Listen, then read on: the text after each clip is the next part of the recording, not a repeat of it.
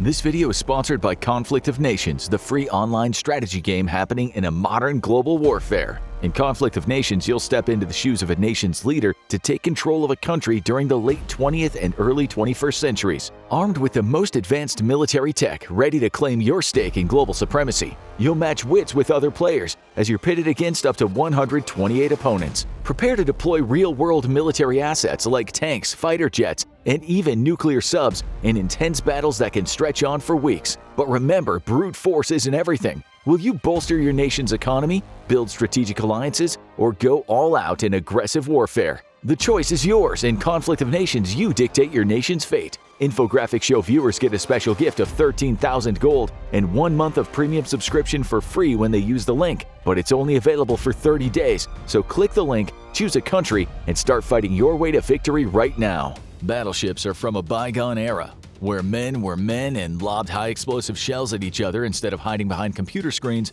and turning war into a video game. So why would the US want to bring these relics of war back? To be fair, the battleship may have once ruled the seas, but the inherent limitations of ballistic artillery made them obsolete first.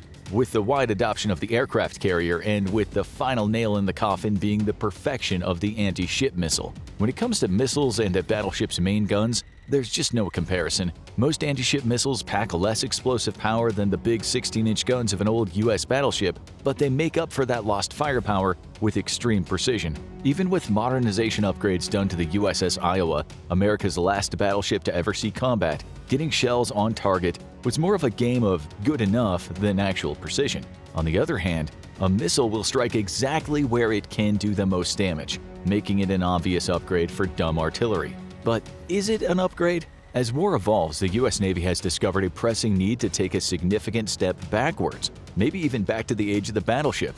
And it all has to do with the evolving technological capabilities of adversaries like China. But why did arguably the most awesome ships ever to be created really go extinct in the first place? And why couldn't we have just kept upgrading them to remain viable through the missile age? Historians argue about when the age of the battleship truly started. But from our point of view, the moment someone realized they could put a big gun on a boat and shoot other boats with it, the battleship was born. It wasn't until the late 1880s, though, that the term battleship was used in the modern context, when it was used to describe a growing fleet of ironclad warships. Today, they're known as pre-dreadnought battleships, but back in the day, they cut an imposing figure. When most ships still utilized sails, ironclads featured hulking plates of armor, large guns with more in common with field artillery than traditional ship cannons, and steam power. Sliding right on past the fact that we all took the blue pill on the whole steel floats now thing, dreadnoughts became the premier form of naval firepower by the 1900s and were used as a measure of a nation's might. They were today's supercarriers, extremely expensive to build and operate, and you absolutely did not want one showing up off your coast one day. The number of battleships a nation had directly impacted international diplomacy, as in, I have more battleships than you, so you do what I say.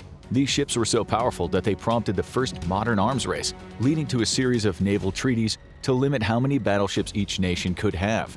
Despite its official obsolescence still being decades away, the Battle of Jutland in 1916 was the last naval engagement where battleships were used as the primary combatants. In fact, the actual usefulness of battleships was being questioned even during their heyday. Sure, they were impressive and certainly intimidating weapons of war, but these big ships rarely proved decisive in naval engagements. Rather, smaller, more agile ships were often the deciding factor. To make matters worse, the growing proliferation of things like torpedoes and naval mines increased the vulnerability of these hulking behemoths, to the point that by 1920, many were asking if it was even worth it to continue spending vast sums of money building and maintaining these huge ships. In World War II, the battleship's disputed reign as king of the seas came to a decisive end thanks to the aircraft carrier and its ability to launch more and more advanced and capable aircraft. Now a carrier could send out swarms of dive and torpedo bombers that were far more accurate than any battleships, nimbler, and they had greater range. They were also cheaper to build and maintain. Shortly after the war, navies around the world began to decommission their surviving battleships. The time of the aircraft carrier had arrived. Despite this, the United States maintained several battleships in its reserve fleets, ready to be reactivated in case of emergency. During the Korean and Vietnam Wars, the U.S. would reactivate battleships to provide naval gunfire support, with the last combat tour of a U.S. battleship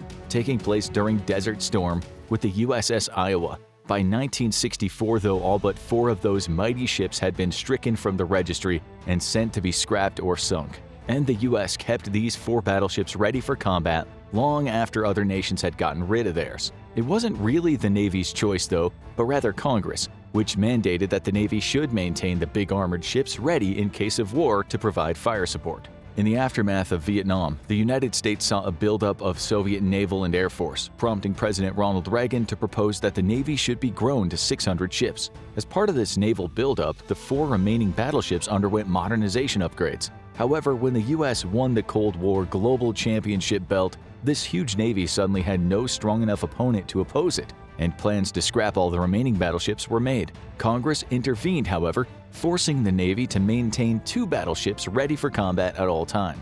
Their chief concern was providing adequate fire support for marine amphibious operations, and until the Navy convinced Congress it could provide that support through conventional means, it was forced to spend money keeping the USS New Jersey and Wisconsin ready for combat. They remained combat ready into the 2000s for one key reason. When it comes to battleships, one thing sets them apart from modern crafts: firepower. And the amount of pain a battleship can bring is not easily matched even with modern weapons. The USS Iowa, the last US battleship to ever see combat in Desert Storm, was equipped with 9 16-inch guns, which it could fire once every 30 to 40 seconds, and 12 5-inch guns with faster rates of fire. After modernization upgrades, it was also equipped with 32 Tomahawk cruise missiles, as well as 16 Harpoon anti-ship missiles. She was the best of both worlds, but it was those big 16-inch guns that prompted Congress to keep 2 battleships ready for combat well past their retirement age. The main concern plaguing military planners recently has been providing adequate firepower during a contested amphibious operation. And while missiles and aircraft are nice, they have significant limitations. Limitations which have reared their ugly heads again and now have the US Navy reconsidering the need for the big guns once more. Both missiles and aircraft can deliver precision firepower to hit the enemy exactly where it hurts most, a capability that even guided artillery shells can have difficulty reliably executing. They are also far more flexible tools than artillery and have greatly extended range. A modern cruise missile can fly for hundreds of miles before striking its target, while a battleship typically has a range of 24 miles, well inside the threat envelope of modern anti-ship weapons. Both missiles and aircraft are expensive, though, and as the Ukraine war has shown, modern conventional war chews through inventory at a truly terrifying rate. A US precision bomb, the Joint Direct Attack Munition, can run between $21,000 to $36,000 per unit, and that is not the cost of the bomb, but rather the strap-on kit that's added to a dumb bomb to make it smart. Each dumb bomb can cost several $1,000s on top of that. Meanwhile, a Tomahawk cruise missile will set you back about $2 million for the latest and most advanced model. Each salvo of Tomahawk strikes is like throwing 24 suburban homes at the enemy, because we live in an absolute nuthouse of a world. The cost of a modern 5-inch shell used aboard guns across the US surface fleet, though, is only a few $100s. And that price point is becoming incredibly attractive to Navy leadership.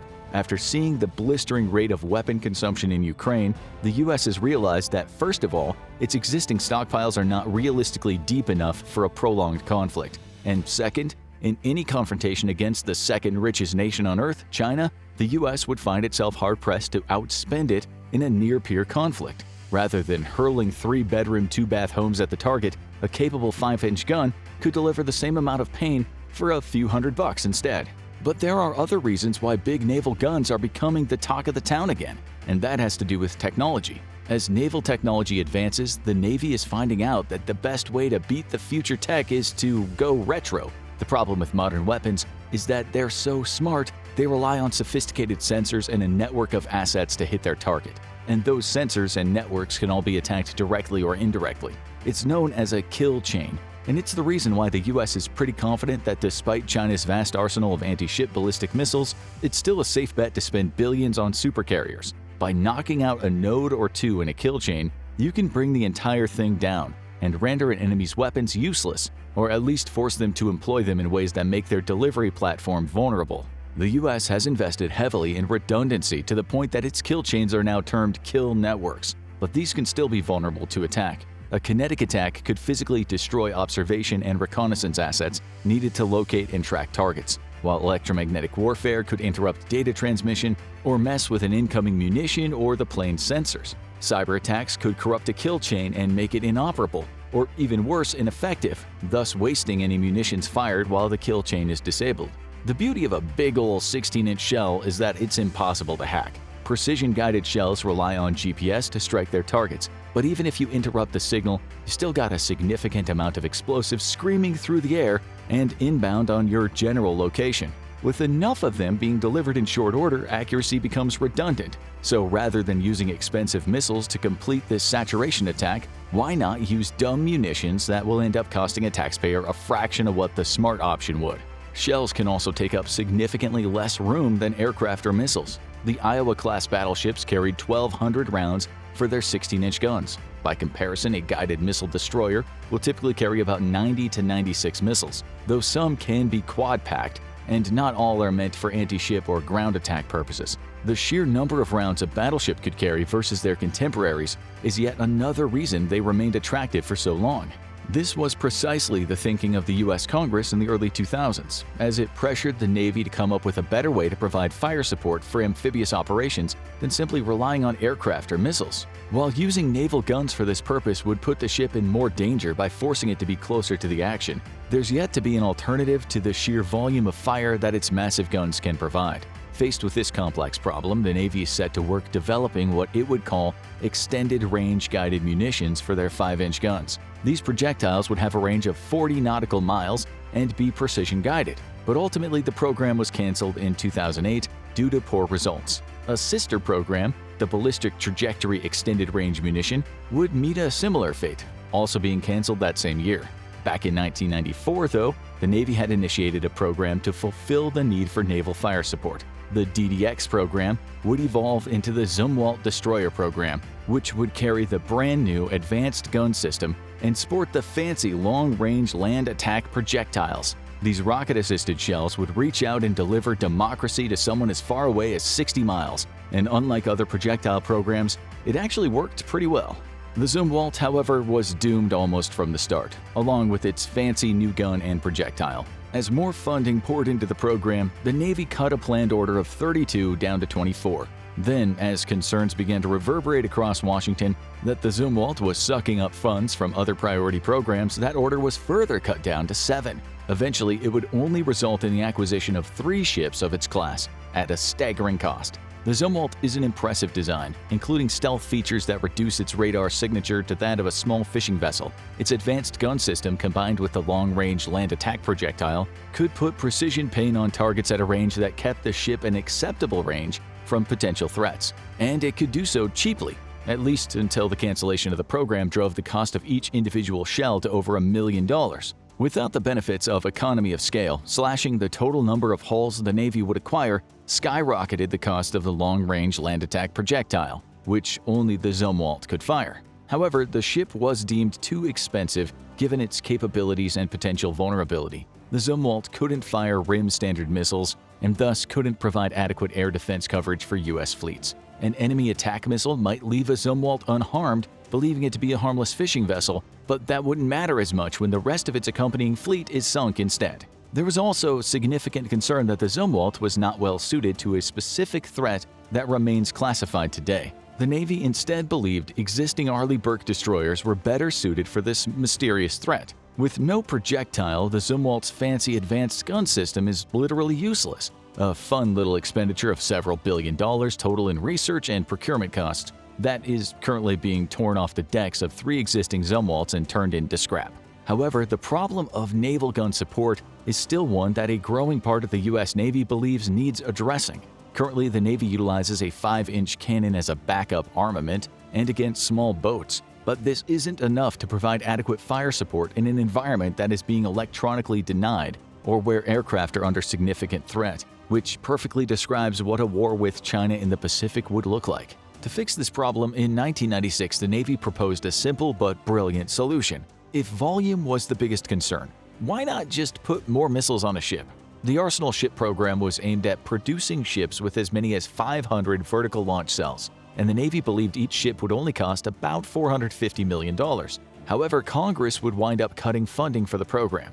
Instead, the Navy ended up modifying 4 of its oldest Ohio-class ballistic missile submarines, replacing launch tubes that previously held the Trident nuclear missiles with tubes capable of launching the Tomahawk cruise missile. Each of these 4 submarines carries 154 Tomahawks and has the benefit of being completely submerged and thus very difficult to locate and destroy. In 2013, though, the idea was resurrected in response to the rising threat of China. Huntington Ingalls Industries proposed modifying the San Antonio class of amphibious transport docks into Arsenal ships, which could carry 288 vertical launch cells. These ships would tag along with the rest of the fleet and provide a mix of air and ballistic missile defense, as well as precision strike capabilities. The idea was never followed through on, but recently there's been renewed interest with one additional feature being focused on: an Arsenal ship that's fully automated. With the Navy admitting it cannot keep pace with the Chinese Navy in the Pacific due to its global commitments, it's focused on developing unmanned surface and subsurface platforms.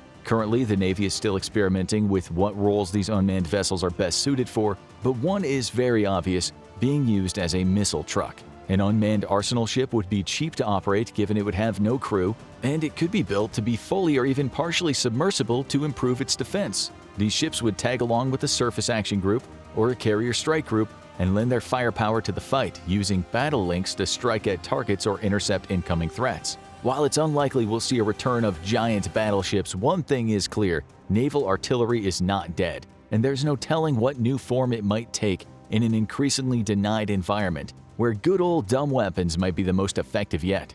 Thanks again to our sponsor, Conflict of Nations, the free online PvP strategy game happening in a modern global warfare. Get a special gift of 13,000 gold and 1 month of premium subscription for free by using the link. It's only available for 30 days, so don't wait. Choose your country and start fighting your way to victory right now. Now go check out what would it take to sink the USS Gerald R. Ford aircraft carrier, or click this other video instead.